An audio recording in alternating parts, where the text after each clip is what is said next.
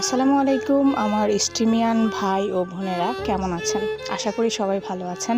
আজকে আমি আপনাদের সাথে শেয়ার করব আমার জামা কিনতে যাওয়ার অভিজ্ঞতা। আজকে আসলে অনেক দিন ধরেই জামা কিনতে যাওয়ার জন্য চেষ্টা করছিলাম, কিন্তু সময় হয়ে উঠছে না। সময় হলেও হাতে টাকা পয়সা ঠিক মতো থাকছে না, যার কারণে আমি সঠিক সময়ে জামা কিনতে পারছিলাম না। তো আজকে আমি যেটা করলাম, রাস্তায় দাঁড়িয়ে 10 মিনিটের মতো অপেক্ষা করেছিলাম একটা রিক্সার জন্য।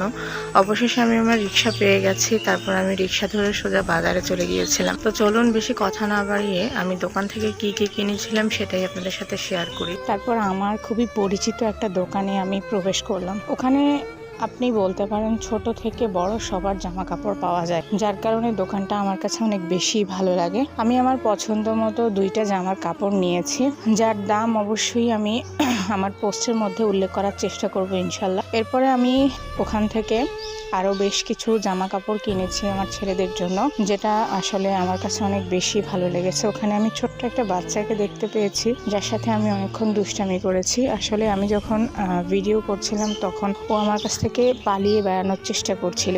আমি ওর পিছু পিছু নিয়ে ওর সাথে দুষ্টামি করছিলাম, যেটা অনেক বেশি সুন্দর মুহূর্ত ছিল। তো এই ছিল আমার জামা কাপড় কেনার অভিজ্ঞতা। আজকের মতো এখানেই বিদায় নিচ্ছি। সবাই ভালো থাকবেন। আল্লাহ হাফেজ।